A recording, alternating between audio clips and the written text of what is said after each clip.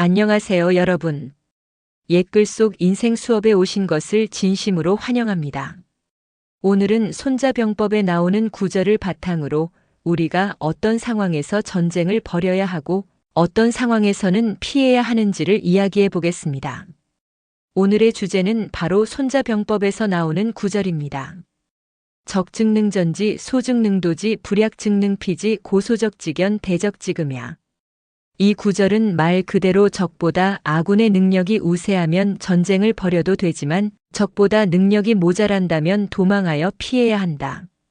그러므로 약한 군대가 적을 맞아 견고하게 수비를 한다면 강한 적에게 포로가 되고 만다는 뜻입니다.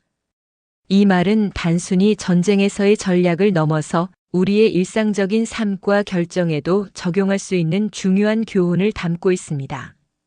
오늘은 이 교훈을 어떻게 우리의 삶에 적용할 수 있을지, 그리고 적과의 싸움에서 이기는 법에 대해 함께 이야기해 보겠습니다. 손자병법에서 말하는 이 구절은 전쟁을 할 때 가장 중요한 것은 능력의 차이를 정확히 인식하는 것이라고 강조하고 있습니다. 적의 능력이 우리보다 우세하다면 무작정 싸우지 말고 적절히 피하는 전략을 선택해야 한다는 것입니다. 손자는 적보다 아군의 능력이 우세하면 전쟁을 벌여도 된다라고 말합니다. 이는 우리가 자신감을 가지고 싸워야 할 때와 반대로 적의 능력에 비해 자신의 능력이 부족하다면 적절히 도망가야 한다는 의미를 담고 있습니다. 즉, 상황에 맞는 전략을 세우는 것이 중요하다는 것입니다.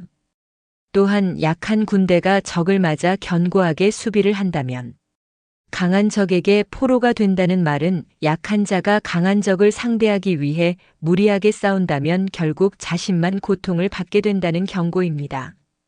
이는 비단 전쟁뿐만 아니라 우리가 직면하는 일상적인 갈등에서도 동일하게 적용될 수 있습니다. 이 구절을 이해하기 위해 한 가지 예화를 들어보겠습니다. 현명한 피하기라는 전략을 잘 보여주는 역사적인 사례가 있습니다. 바로 2차 세계대전 중 독일의 전투에서 발생한 사건입니다. 독일군의 전략은 당시에 매우 강력한 군대였고 그들은 전쟁에서 기세를 몰고 빠르게 전진하는 전략을 사용했습니다. 그에 비해 연합군은 독일군의 공격에 맞서 싸우기에는 너무나도 열세였습니다.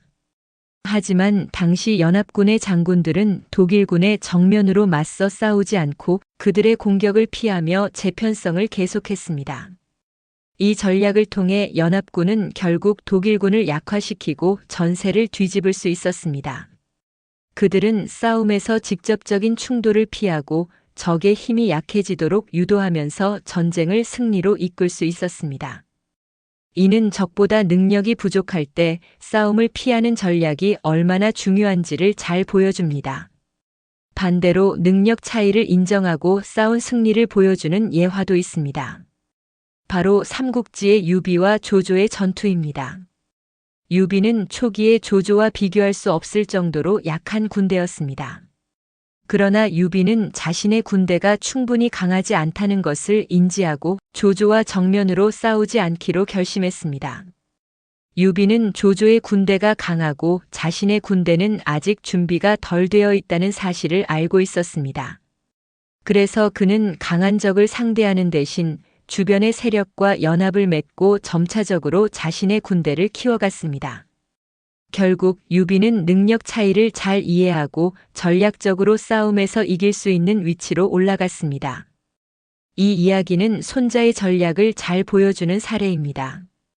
유비는 자신의 능력을 정확히 파악하고 그에 맞는 전략을 세워 결국 큰 승리를 거둘 수 있었습니다. 우리는 이 구절을 현대의 삶에 어떻게 적용할 수 있을까요? 사실 이 구절은 단지 전쟁에만 적용되는 것이 아닙니다. 우리가 일상에서 마주치는 수많은 갈등, 경쟁, 심지어 직장에서의 어려움에도 적용될 수 있습니다. 예를 들어 어떤 일이든지 우리가 시작하기 전에 자신의 능력과 상대의 능력을 정확하게 파악하는 것이 중요합니다.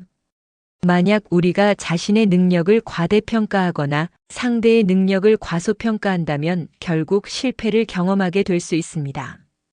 적보다 능력이 우세하면 싸우고 그렇지 않으면 피한다는 원칙은 우리가 어떤 목표를 향해 나아갈 때 전략적으로 접근해야 함을 알려줍니다.